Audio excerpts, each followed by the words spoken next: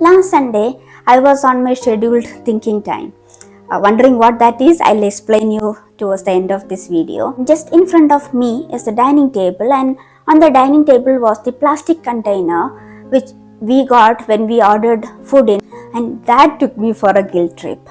You learn a lot about sustainability and you preach a lot about sustainability, and is this what you're doing, Soumya? Ordering in food? First of all, the transportation is causing huge impact on the air pollution, affecting again environment, and then you have these plastic containers which is going to end up in some landfill.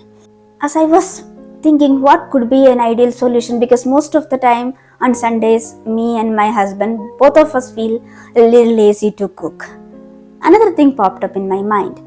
Last year I was sick and I was hospitalized for a few days. When I got discharged, my husband thought it would be best for me to have some good homemade meal in my own home cooked style.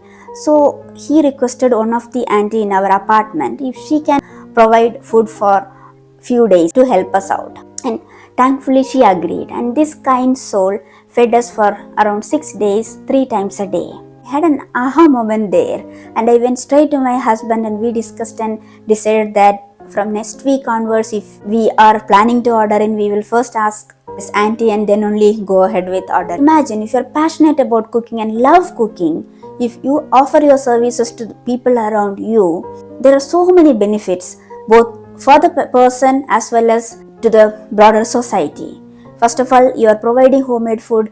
That way the person is saved from the harmful added colors and chemicals which the restaurants might add to the food. Secondly, since they are in your neighborhood, they can walk up to your residence and collect the food, so there is no transportation involved. Thirdly, you can use your own containers to transfer the food, so there is no plastic waste. And here on the way, if you can make some money, it's not a bad thing. In the same way, we actually have a few more wish list which we would like to implement in our life in this year, so that we move to more sustainable way of living. So when we have something to do, it is good to have accountability partners. And when I need accountability partner, whom I come to? You, my viewer.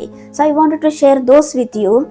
First of all, make me accountable for fulfilling those lists. Secondly, maybe you can get some inspiration and share some thoughts with me so that we all can grow together sustainably. Lately, I observe we place number of orders, sometimes more than one order per day for groceries, because we have so many grocery delivery applications which promise to deliver groceries in 5 to 10 minutes. When we actually thought about it, by that we are creating such a bad impact on the environment. Multiple times the person is riding back and forth, air pollution, and then the packaging material, though it is paper, then it comes from trees, right? So we have decided that every week we plan our meal ahead of time, at least for a week, and on the weekend we go out to the local market and source from there. This way I'm helping the environment, reducing my carbon footprints, and also helping local businesses. In the last few years, the number of companies who are offering the pickup and drop services have increased a lot. We have done so, and I think Uber also has it. I don't know how many other companies are out there. I wouldn't say that that is very harmful to the environment, because if another person is not going to pick up and drop it for you, you yourself are going to go. But what we can do is to use these services cleverly to reduce our carbon footprints. For example, if you have some clothes which you are not using but are in good condition, you can sell them in Facebook Marketplace or Etsy, or I don't know the other places where all you can sell it.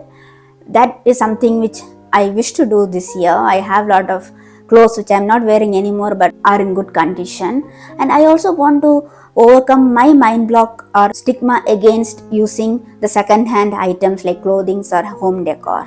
This year I want to do more of thrift shopping so that I can reduce my carbon footprints. And another thing is, I used to use a lot of kitchen tissues and face tissues. It was easy for me to wipe down the surface with a tissue paper and just throw it in the dustbin. But then these days I'm incorporating more of cotton towels, washing them and reusing them in the kitchen. In the same way, I would love to replace facial tissues, at least in the dining area, go back to the good old dining napkins. but at the end of the day, we all live in a consumption based society. We do end up ordering something or other. So what I try to do is to utilize that packaging materials to make DIYs and decor items. For example, I have the bottle. Wait a second, let me get it for you. Alright, I am back. So this bottle which I use as vase now is actually a bottle which we got from one of the mall when we ordered cold coffee, and I spray painted it gold. I am planning to stick burlap ribbons here which will make it look more prettier, and I put some flowers on it. Again, you can use dry flowers as I mentioned in the earlier video. Voila, now I have a beautiful flower vase. In the same way, you can take out some pretty packaging with beautiful designs, cut it out and put it in photo frame. You have a good, beautiful artwork free of charge. Another plastic waste which I see a lot in my own household is empty bottles of Lysol, floor cleaner, surface cleaner and whatnot.